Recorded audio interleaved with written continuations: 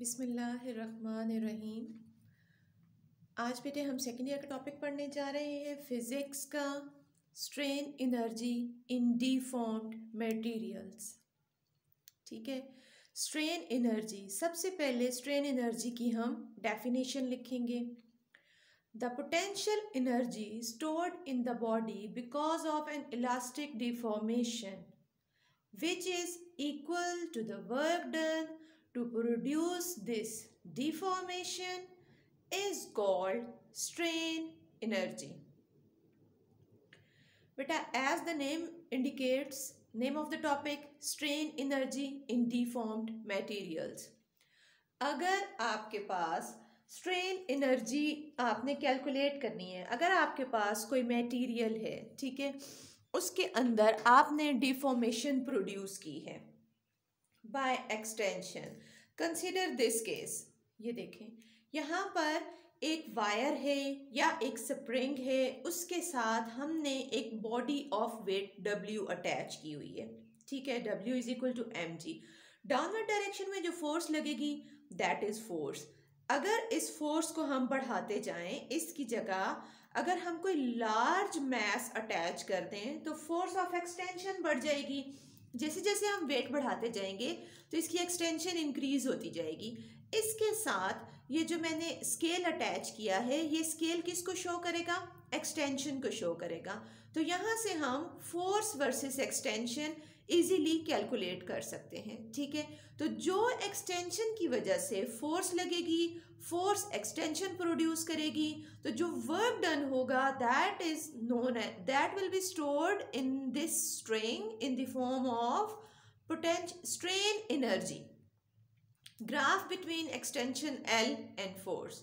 अब हम क्या करेंगे कि हम फोर्स को y एक्सिस पे लेंगे as you can see in this figure, और एक्सटेंशन को हम लेंगे x एक्सिस के ऊपर, और फोर्स और एक्सटेंशन के बीच में हमने एक ग्राफ प्लॉट किया है।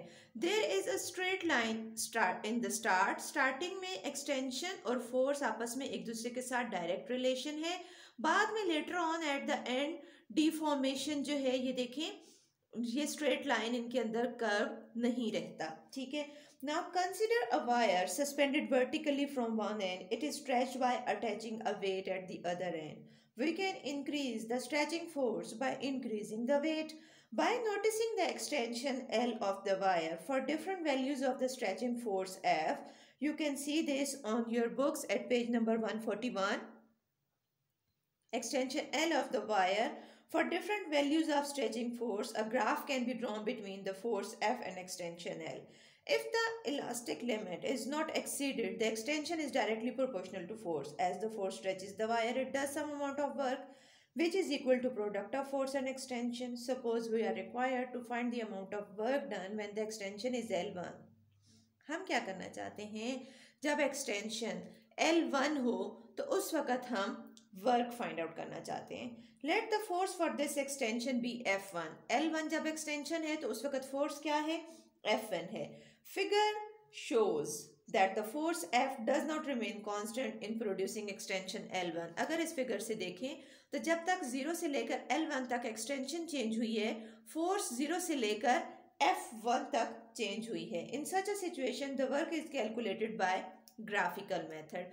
हम ग्राफिकल मेथड से वर्क कैलकुलेट करेंगे। Suppose we want to calculate amount of work done when F1 produces extension L1. Force changes from 0 to F1, so we use graphical method. F produces extension delta x. अगर हम L1 से पहले कोई small portion लें, इस ये जो graph है OAB बेसिकली एरिया हम कैलकुलेट करना चाहते हैं। जब हम ग्राफिकल मेथड से बेटा कैलकुलेट करेंगे work, then work done is equal to area under the curve.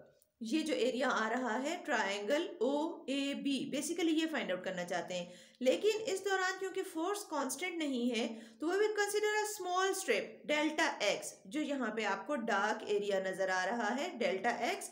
यहाँ पे आपके पास F यहाँ पर फोर्स है। ठीक है, तो इसका हम कैसे फाइंड आउट करेंगे? Work done is equal to area of the triangle OAB। That is formula area of the triangle का हम लगाएंगे half into OA multiplied by AB. See from figure, this figure, OA into AB, base into its vertical dimension AB. OA into AB from figure you can see OA is equal to L1. OA की जगह हमने equation में L1 put कर दिया और AB की जगह हमने F1 पुट कर दिया. ये भी आपके पास आया from graph AB that is equal to F1. This length is equal to F1. तो आपके पास आ गया half into L1 into F1. Now we can, इस इक्वेशन को हमने इक्वेशन 1 का नाम दे दिया. Now we can write this equation in terms of modulus of elasticity. Modulus of elasticity basically आपके पास रेशो होती है स्ट्रेस ओवर स्ट्रेन की. तो स्ट्रेस का फॉर्मूला हमने लिखा F1 ओवर A, स्ट्रेन का फॉर्मूला हमने लिखा small L1 over capital L. अब हमने क्या किया, इसको जब डिवीजन को मल्टीप्लाई के साइन में चेंज करेंगे, F1 over A multiplied by capital L over L1. इसी इक्वेशन को हमने रीअरेंज किया है.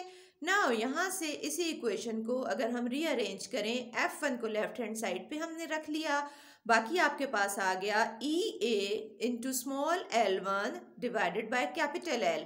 L1 बेटे स्मॉल L1 आपकी एक्सटेंशन है और कैपिटल L जो है वो आपकी ओरिजिनल लेंथ है. ठीक है. Putting this value of F1 in equation 1 we get work done is equal to half EA into L1 square. ये जो आपने F1 की वैल्यू निकाली है, इस वैल्यू को हम इक्वेशन 1 में पुट कर देंगे तो देखें L1 स्क्वायर हो जाएगा, बाकी टर्म्स इसी तरीके से आ जाएंगी. Half EA divided by capital L into L1 square. This is work done and this is the amount of energy stored in the wire. जो आपने वायर यूज की थी उसके अंदर जो स्ट्रेन एनर्जी स्टोर होगी, that is उसका ये फॉर्मूला है. If we want to find work done in extending the wire from L1 to L2, figure में देखें, अगर आप L1 से लेकर L2 तक एक्सटेंशन फाइंड आउट करना चाहते हैं तो then from graphical method how can we calculate this? We will calculate this by finding the area of the trapezium ABCD. trapezium कौन सी है ये देखें, ABCD. This is trapezium.